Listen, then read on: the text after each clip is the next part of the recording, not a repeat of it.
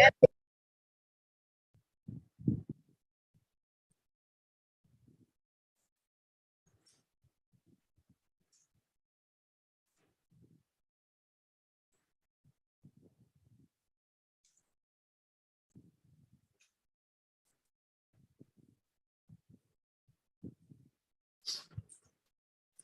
morning, all. Good morning, students.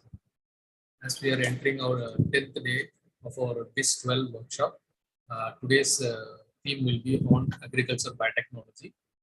We have with us Dr. M. Amuda, Senior Scientist, Agriculture Entomology from Central Institute for Cotton Research, Coimbatore, Tamil Nadu. She will be delivering the talk on entomopathogens. She has explored the novel approaches for endophytes mediated plant defense in insect pest management by artificial inoculation of Vivaria bassiana in cotton plants as endophytes. She has standardized the methodology to isolate the endophytic Vivaria bassiana from cotton plant and re-inoculated the endophytic Vivaria bassiana into cotton plant, which provides eco-friendly pest management as well as an effective integrated pest management strategy. She has also been into isolation and inoculation methods of bacterial endophytes, bacillus species from cotton plants were also being standardized. Pathogenic mechanisms of fungal entomopathogens like morphological and histopathological changes during pathogenesis cycle were studied in cotton mealybug. A new sampling protocol for mealybugs, Pheinococcus solenopsis and Paracoccus marginatus has been standardized. A novel and simple protocol for estimating life cycle parameters of emerging pest mealybug was developed for biological studies. Population dynamics, species diversity, and efficacy of newer molecules of insecticides and IPM strategies are also evaluated for cotton trips. Intercropping of cotton with marigold recorded with the reduced population of trips, followed by cotton intercrop with onion were found to be economically beneficial to farmers. She is currently handling projects on tea mosquito bug Philopteris species, which is recorded as a emerging pest of cotton. So with this short introduction, I invite Dr. Amuda to deliver the lecture. The floor is yours. Thank you, sir. So first of all, I'm thankful for the opportunity for the organizers. Okay. Good morning and welcome all delegates and organizers for this today's session. Shall I share the screen, sir? Yes, Doctor.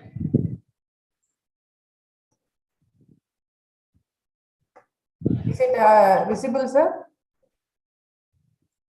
Yes. Yeah. So the today lecture is the entomopathogenic fungi, a biopesticide as an alternative to chemical pesticides. So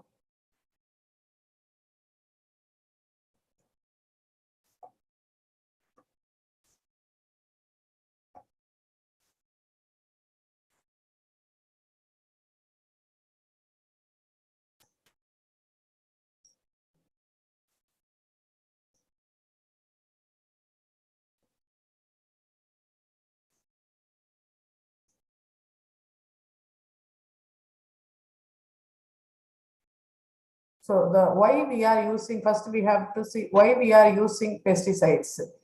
So pesticides are in our modern agriculture. We need to secure the food security. We have to give food security for the ever-growing population. So we are using the pesticides to control insect pest and disease and to increase the yield of the crops. So we are using agrochemicals like insecticides, the herbicides, fungicides in agricultural lands, and also in public also we are using the agrochemicals to decrease that vector-borne diseases like that. So that while we are seeing the pesticide use pattern, more than 50% of that share is from insecticide only. That is purpose of insecticide to reduce, to control, to manage the insect pest in the agricultural crops. Next to this, the fungicide and bactericides, that is the 33% of the share of the total pesticide consumption. That is for the for disease control management in agricultural crops. Even though we are using pesticides are beneficial to control insect or disease, but that farmers and everyone, they are willing only to use that insecticide only to get the immediate result. So that leads to extensive use of pesticides that will lead to severe consequences due to that magnification. While we see the magnification, some of the plants will take that all the insecticide, then some residue will be there in the plant itself, and also it will go into the soil.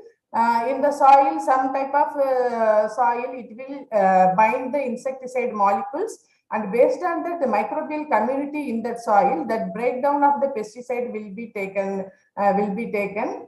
And also in the environmental conditions also, it will also that directly influence that the pesticide residues, that condition, that environmental condition, the temperature, sunlight, rain, it will be more, means that breakdown of the insecticides also will be more, then it will be easily degraded. Under the water table also, when it is the shallow condition, the pesticides will be, it will reach easily to that water table, so that while the environment, all the environment will get contaminated with the pesticide load if we use that pesticide in excess. Your slide is not moving. Slides are not moving, sir? Yes. I think you are in full slide. You can go to full screen mode. Yeah, it's full screen only. It's not moving, sir. It is not coming full screen. Okay. I will share the PDF file, sir.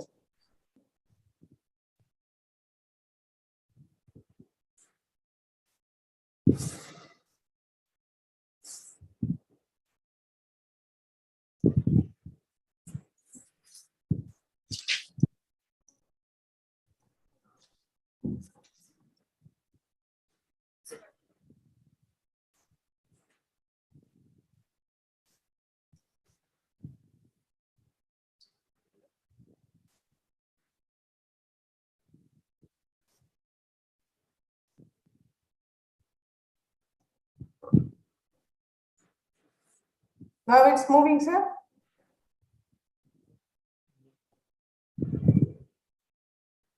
No, Yes, is it moving? File is not opened. File is? File is not opened. Not opened.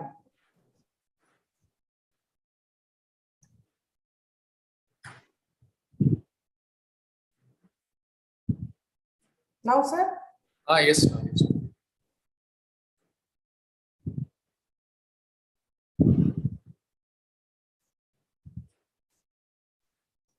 Yeah, now it is okay. It's moving now, sir? Yes. Okay, sir. Due to that biomagnification, so that the environment will get contaminated with excessive dose of pesticides. So now it's the need to move to that ill effects of pesticides, that is biodiversity losses, that microbial population and also the natural enemy populations. Like that, every biodiversity losses will be there due to that high use of pesticide, and also it will highly impact the soil fertility and also cause environmental pollution, and also it will cause health risk to our humans also. That lot of pesticide spray in vegetables and fruits, day-to-day life we are using that fruit product, agricultural products. So it will cause severe health risk to humans also, and also in insect also. The purpose of insecticide is to control the insect pest, but due to heavy use, it will lead to insect resistant to insecticide, and also it will cause residue problem and also to resurgence. Resurgence means if we are spraying insect for one pest, means insecticide for one pest, means it may increase the population of other pests. So it will lead to resurgence also. Due to that, there are so many ill effects. We are now in condition to move to that sustainable agriculture with eco-friendly management practices. Among the eco-friendly management practices, that familiar one is that familiar and sustainable method is using entomopathogens.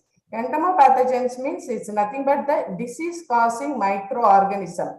If it will cause disease in the insect, by that insect will be controlled.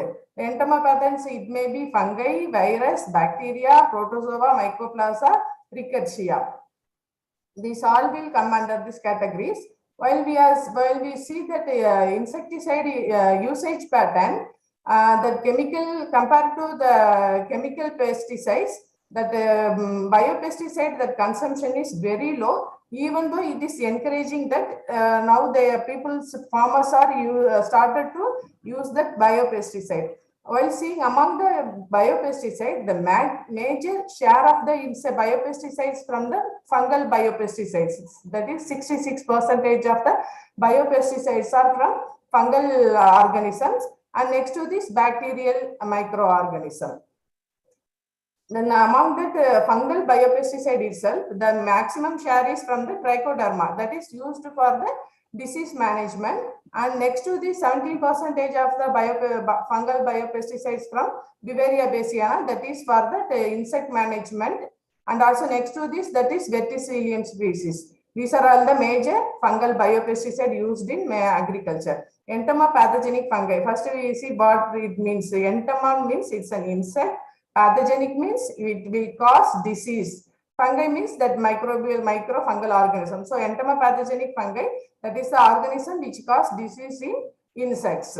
So entomopathogenic fungi, that is the unique microbial agent that is favor for development of the biopesticide, highly suitable microorganisms.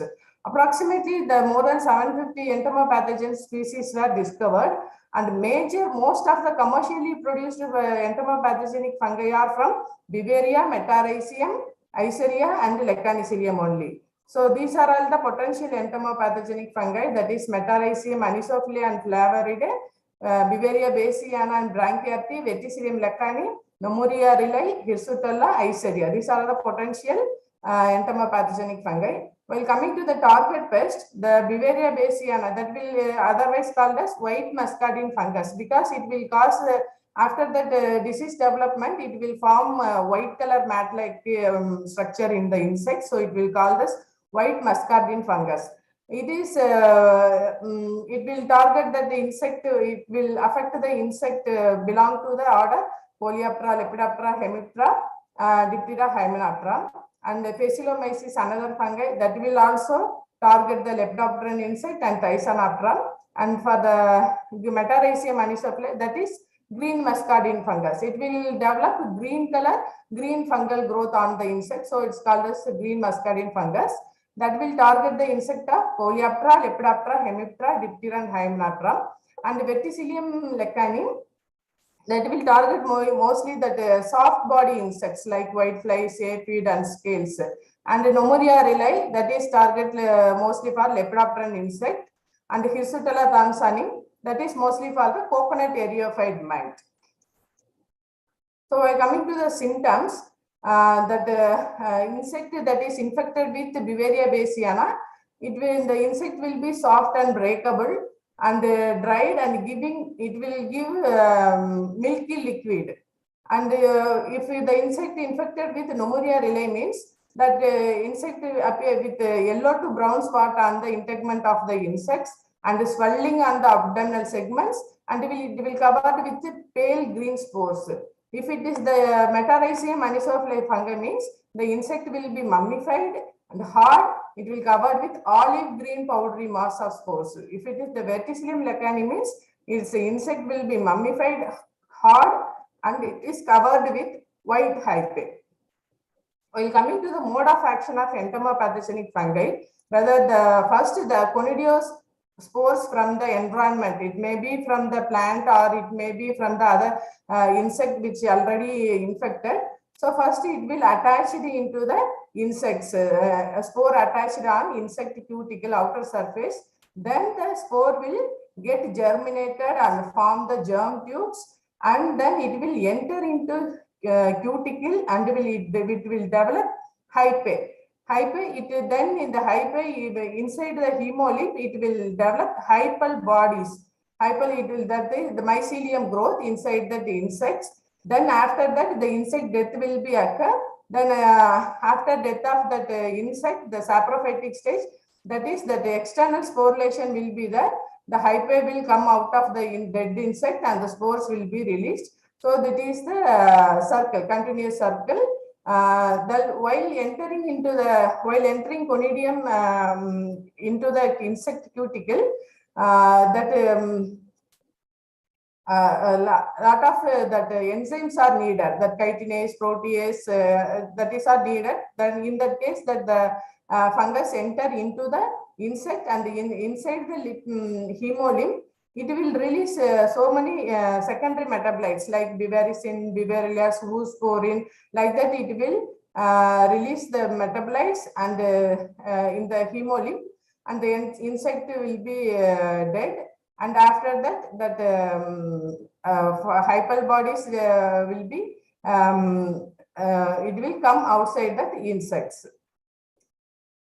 So this is the interaction of insect pathogen and the target pest and environment. The major factor involved is that the biotic and the abiotic factors.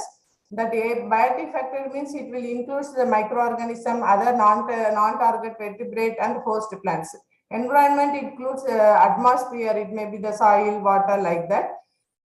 In the pathogen, that is entomopathogen, it will, the virulence will be, that is the efficacy will be based on several factors. That is formulation, it may be the powder formulation, it is several types of formulations are there, powder, talc formulation and the liquid formulation, oil formulation. So based on that, and also the virulence, the every entomopathogens, that virulence will be differed between each isolates. So based on that virulence, that is species, and based on the dose and application method, all will determine the efficacy of the entomopathogen. Like that also the target insect based on the density, whether mostly the entomopathogens are working well in low density, and stage of the insect also important.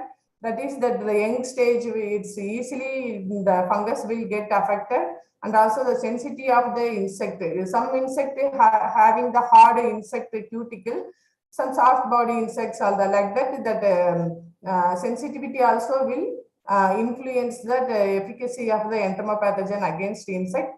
Apart from that, the physical factors, that is temperature, humidity, and also the chemical factor, that is pH of that chemical substrate, the chemicals surrounding that. Already we have sprayed many chemicals in the crop. So based on the chemicals, that the pH of the crop, everything. So there are so complicated process. There are several interaction is there. Based on that only, that the efficacy of the entomopathogens will be there.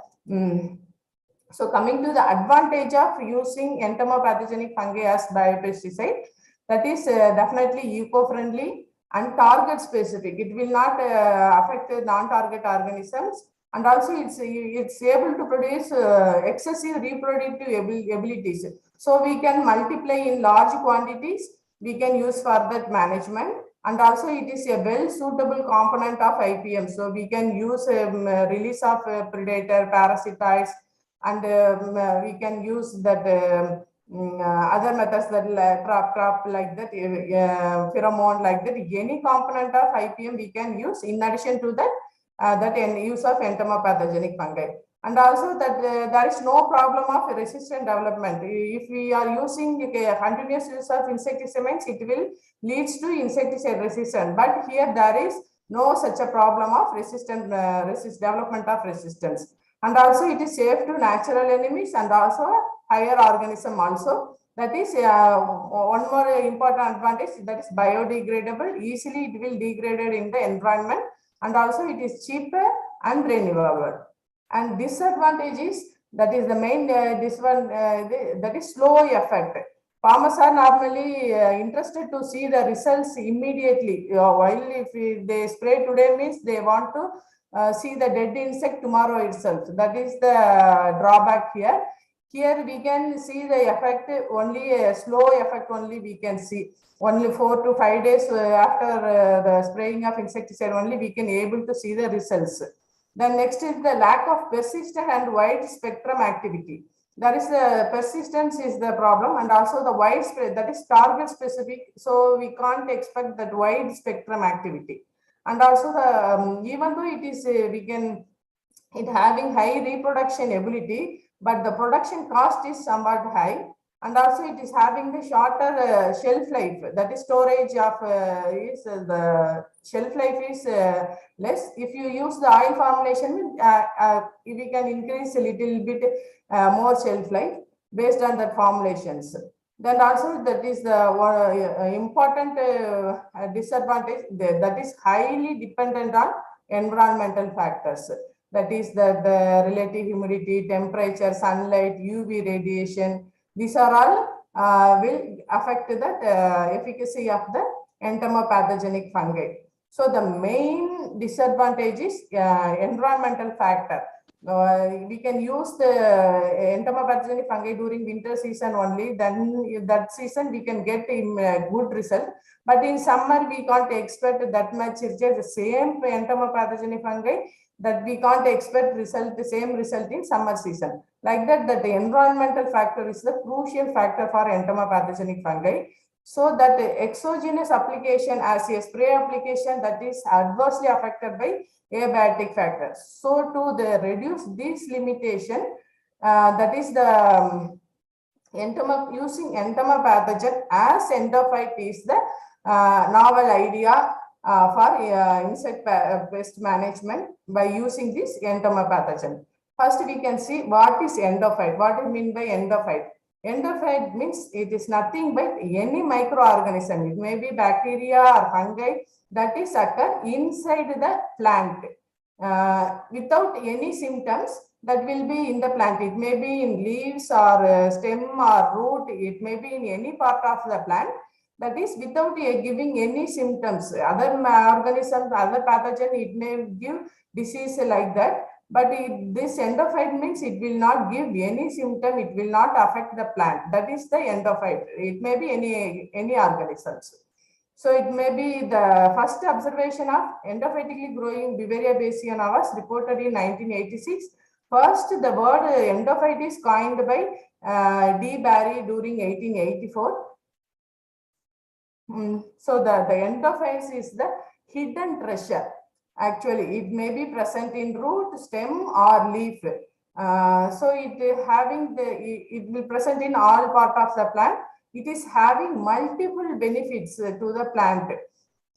It will give the plant protection by from insect pest and also to the disease. It will give growth promotion to the plant, and also it helpful in nutrient uptake, and also salt stress mitigation and several protections, and also that growth promoting effect it will be given by endophytes.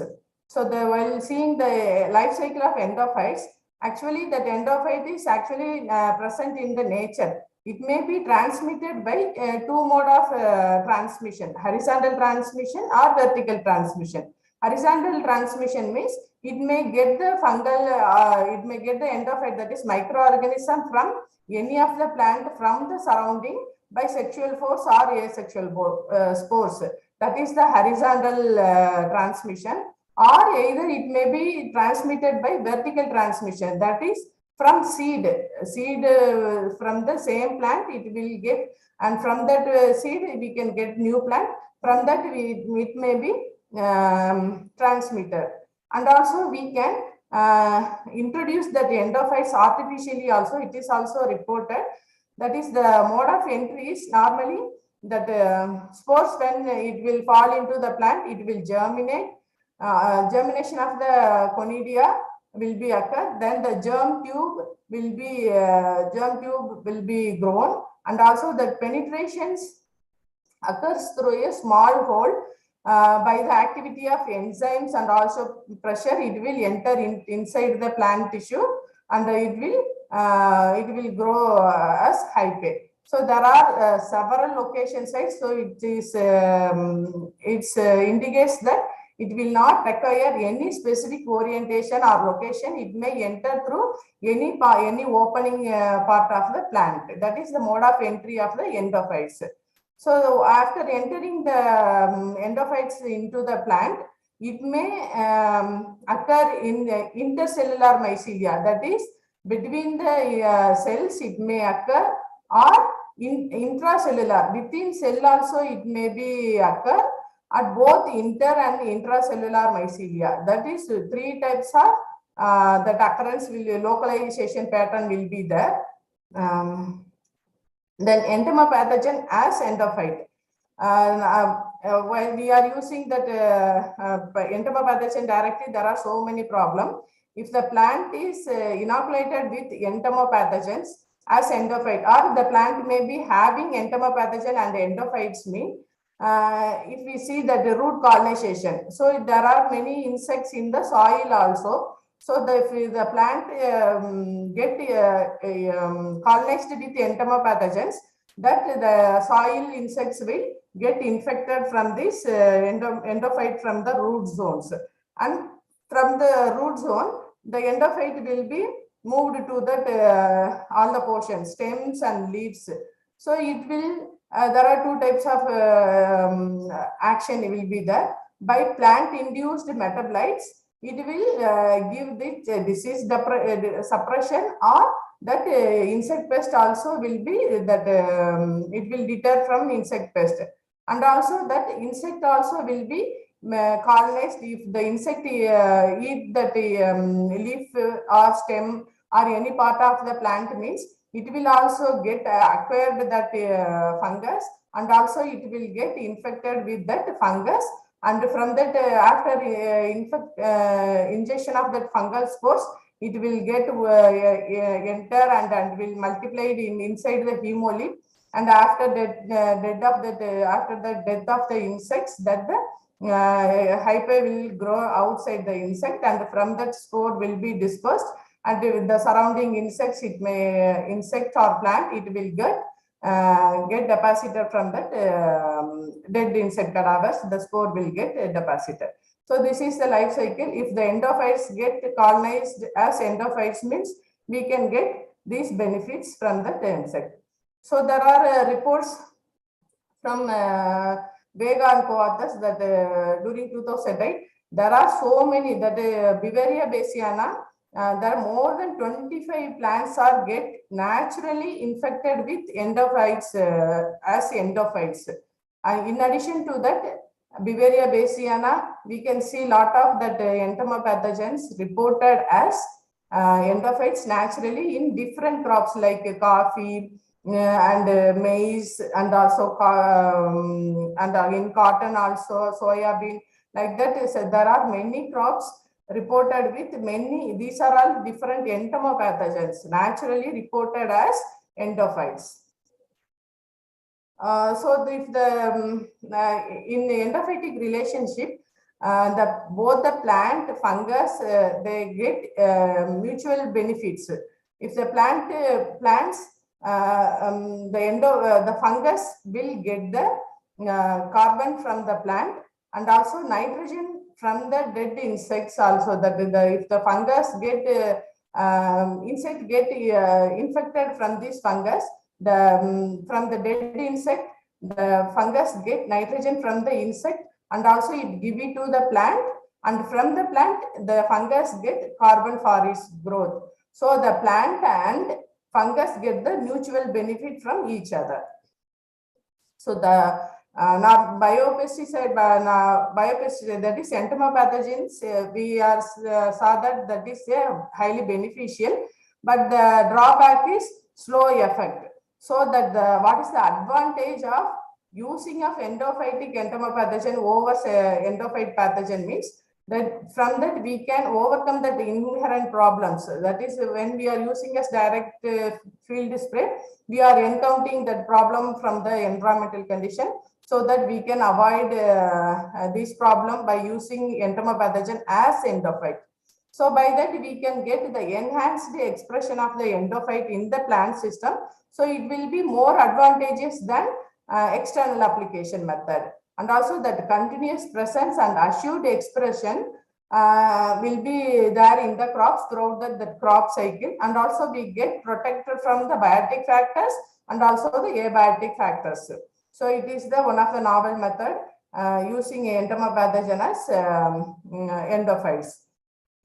So this is the schematic diagram of using a entomopathogen as endophyte for insect pest management. First, we have to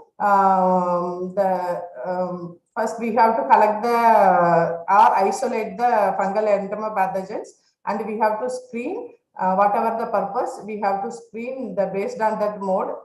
Then we have to, whatever we are selecting the isolates, we have to cultivate in the broth or agar medium, and after that fermentation we can get the that formulations either as wettable powders or as seed treatment coatings like that we can get. So either we can spray that entomopathogens or we can use as a seed coating method or seed treatment. So that while is soil drench also. So while the soil drenching, that endophytes will penetrate inside the insect and enter into the plant pots, all the plant pots like leaf, everything. So that colonized plants, while the insects will feed on that colonized plant, that insect will dead through the mycosis also, and also the repellent effect will be observed. This is the overall schematic diagram. So first we can see step by step. First we have to see isolate the endophytes. Whatever may be the crop, we have to select the healthy plants. Healthy plants, after that we have to take any part of the plant or either stem, leaf, root, any part. We have to surface sterilization by using using distilled water. Then after that ethanol 95% for 1 minute we have to surface sterilize. After that sodium hypochlorite 0.5% for 1 minute. Then next to this again with ethanol 95% 1 minute. Then lastly with distilled water, and we have to dry it, and we can incubate for that the leaf beads or stem beads for 7 days. From that we can get that isolate whatever may be the growth around these leaf beads or stem beads, whatever they explant. From that fungal growth will be there. We can in the isolation of endophytes, the important step is the quality of surface sterilization. Because if we normally in plant, that may be the epiphyte, that is outer side face of the endophyte will be inside the plant. The epiphyte may be the organism which is present outer side of the portion of the plant. It may be if it is not surface sterilization will be not good, means that we can get the growth of the epiphyte also. So we have to confirm that's 100% purity of that surface sterilization. For that purpose, we have to that last wash solution. We have to, while surface sterilization, in the last step, the last solution, that water will be the washing water will be applied in the media. So if it is no growth, means there is 100% sterilization. If it is some growth, means it may be the chance of presence of epiphytes. So we have to confirm that the surety of that sterilization. If it is no microbial growth, means we can use that that the growth of the we can proceed for that isolation. The next, selection of the endophytes. If we want to select the entomopathogen for the purpose of insect pest management, we have to screen that endophytes or entomopathogens based on that bioassay test.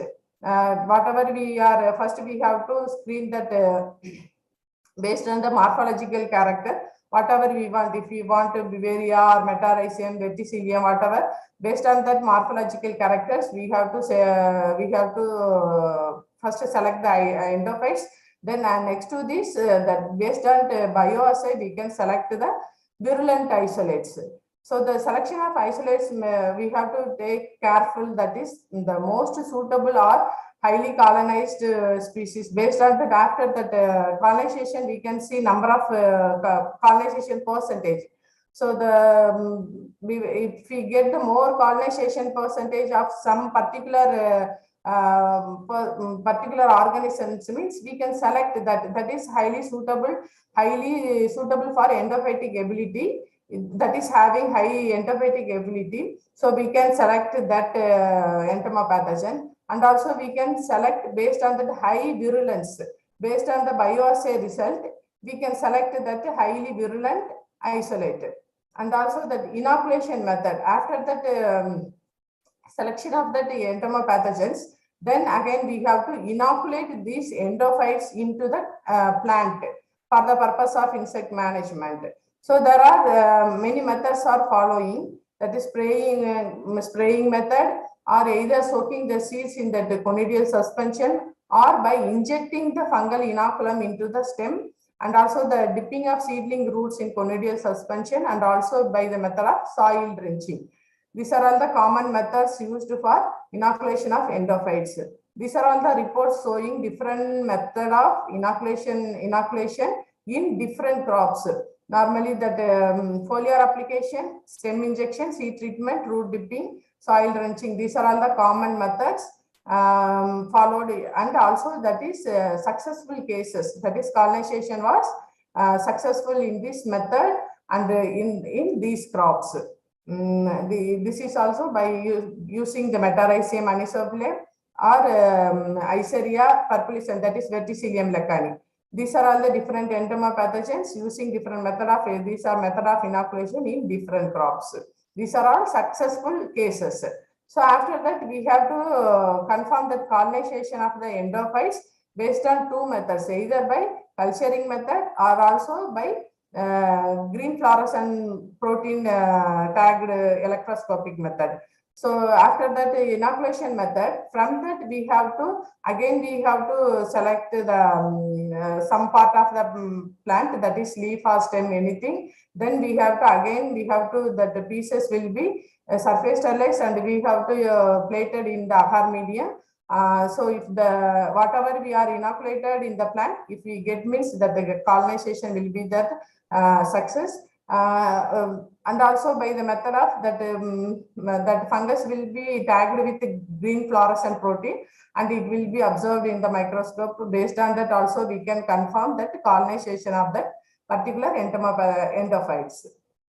So this is the schematic diagram, that the seed treatment, after seed treatment with endophytes, it will be planted in the pots, and after germination, the plant acquire that endophytes, it will grow with that endophytes inside the plants as endophyte. If we get to re-isolate these endophyte, if we can get the colonization. So based on that bioassay, we can select the virulent endophytes. So this is the mode of infection. What is the mode of infection of endophytes in insects? There are two methods. Only the first method is normal, that is direct contact method. If it is present in leaf portion, means it will directly contact, and the conidia will be attached into the insect, and the conidia will be penetrate. Normal mode of infection, that will enter inside the insect. In hemosyl, it will multiply, and insect will be dead. The second method is consumption of infected plant in the plant which is colonized with endophytes. So the conidia will be ingested, and that it will attach it into that part of the insect inside the integument, and also it will enter into the hemosyl, and it will be multiplied, and the insect death will be there. So there are three mode of infection in insects in the endophyte colonized plants. So the mode of action is that the contact. First common method of infection is the by contact, that is mycosis will be, that is mycosis means that the fungal growth outside the insects will be observed. There are many studies are there for the direct contact method. It is that if it is fungal growth may appear in that insect, means it indicates the presence of conidia in that plant. So if it is, there is no conidial formation inside the plant means, what may be the mode of action means, it may be there are two methods, that is mode of action, that is feeding deterrence or antibiosis. That feeding deterrence means it may be due to that production of fungal metabolites, that endophyte, it will produce some metabolites inside the plant, so it will deter the feeding of the insect, and some it may be avoid the feeding of the plant, and also if we, even if it is feeding, the reduction feeding will be in less. These are all the different types of feeding deterrents.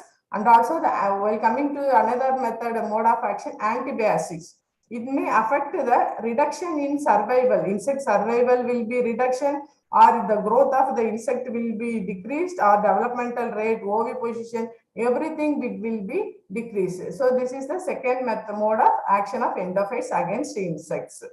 So that endophytes, it will produce secondary metabolites inside the plants. By that, the plant get resistance, that is induced systemic resistance will be observed in the endophyte inoculated plants. So even that the plant will be releasing the secondary metabolites. Even some of the authors were reported that quantification of that destructions. Golo and co-author, they have quantified the destruction, that is the important secondary metabolites produced by Metarhizium entomopathogens. So it will be quantified, it was quantified in cowpea plant after inoculation, 12 days after inoculation, that it was quantified. So it is confirming that it will produce the secondary metabolite inside the plant. In addition to that, there are destructions also quantified in melon, watermelon crop, and also that potato crop also, that the quantification of that production of metabolites was quantified. So these are all the different in different crops using different entomopathogens. The mode of action was reported.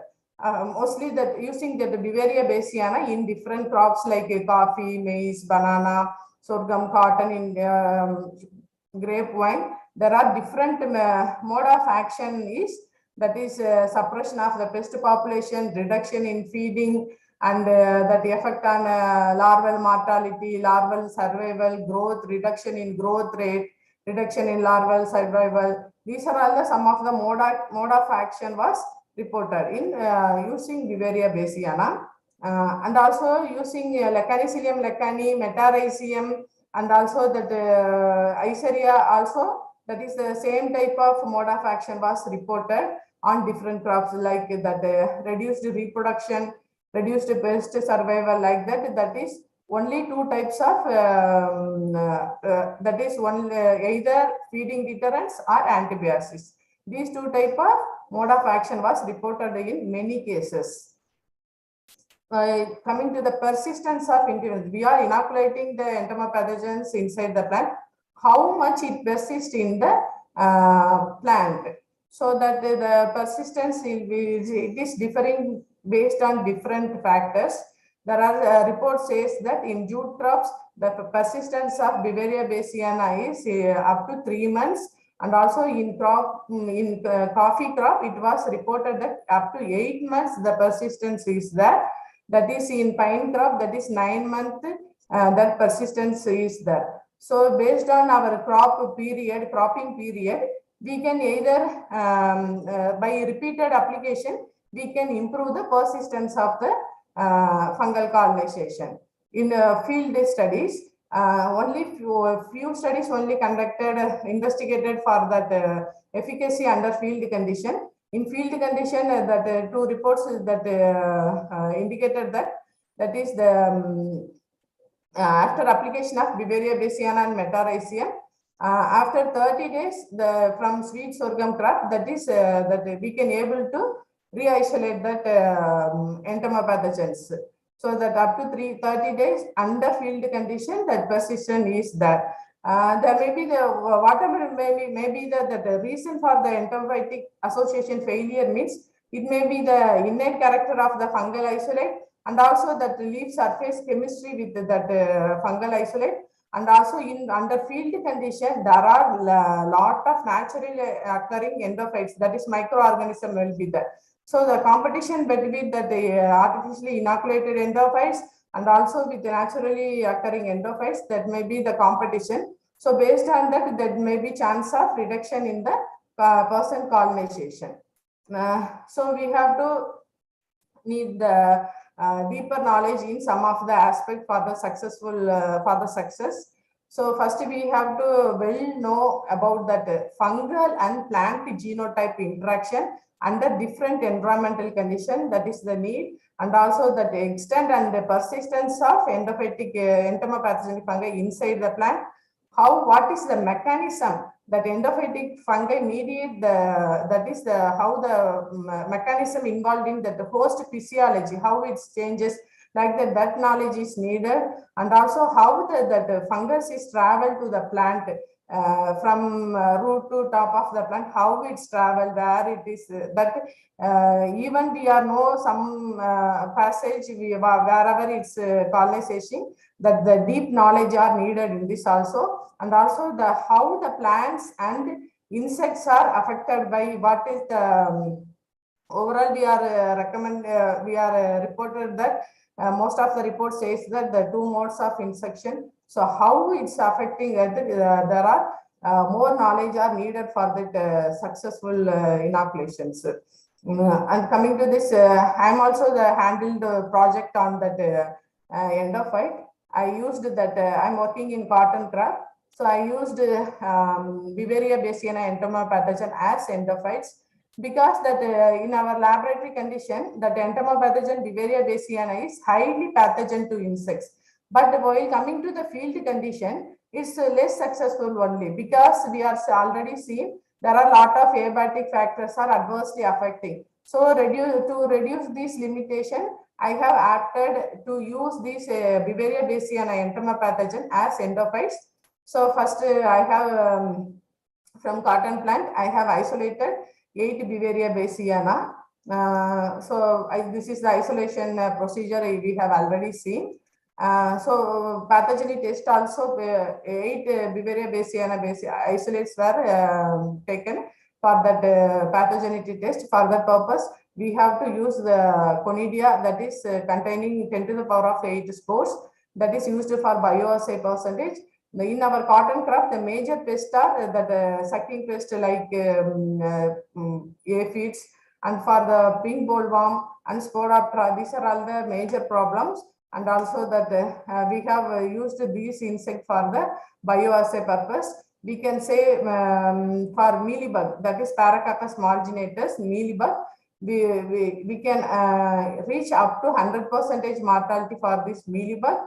And for the Spodoptera, that is leaf feeding insect larva, up to 75% mortality we can get. And also for the Apis gossypi, that is up to 75%, that is soft body insects, so we can get up to 75% mortality. And also the important bollworms, Helicoverpa, and also pink bollworm also we can get 73% and 80% mortality. So based on that, these are all the symptoms of pathogenicity effect of this Beauveria bassiana, that is mealybug, whitefly, aphids, pink bollworm. Then these two are Spodoptera littora. So after that, confirming the pathogenicity effect, I have selected the virulent endophytes from the whatever isolated from the cotton plant, and I have used 4 types of inoculation method: seed coating, seed immersion, soil drenching, foliar spray. By that, I have re-inoculated in these endophytes into Beauveria bassiana endophyte into the cotton plant, and I have observed up to 47% of colonization was observed.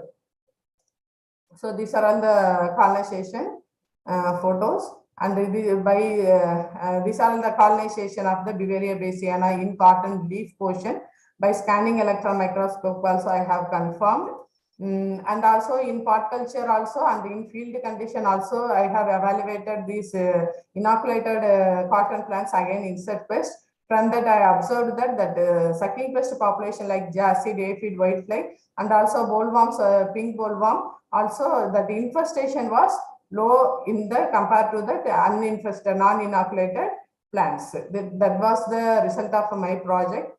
So the mode of action I observed was that the colonization of entomopathogen that they able to produce metabolites, by that it causing the direct negative effect, that is reduction in infestation I have observed indirectly based on that metabolite production. So the conclusion from this project is that endophytes we can very well use as a natural insect biocontrol weapon, as well as effective insect control strategy for eco-friendly pest management. For the future thrust, we have to see for that long-term establishment. Here also, I can be able to re-isolate the pathogen from 30 days up to 30 days after inoculation. So we have to see for long-term establishment, and also we have to explore for improve the virulence of the entomopathogens. So these are all the two main aspects for future thrust. So thank you for your listening. I am thankful to our institute and also the project sanctioned by DST sir, and also thankful to the organizer for this nice opportunity. Okay, thank you. If you have any query, means I welcome further. Thank you, Dr. Amrita, for the elaborate Yes, messages on entomopathogens. Students, the session is open for discussion. You can ask questions. Shall I stop share, sir? Yes.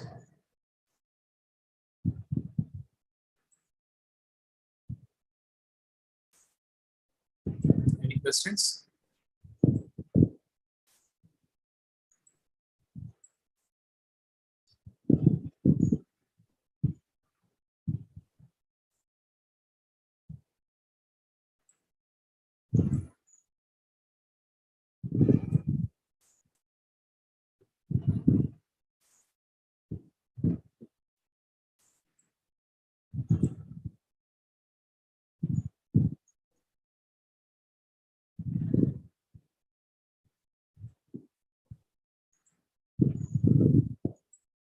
You also use the chat box to ask questions.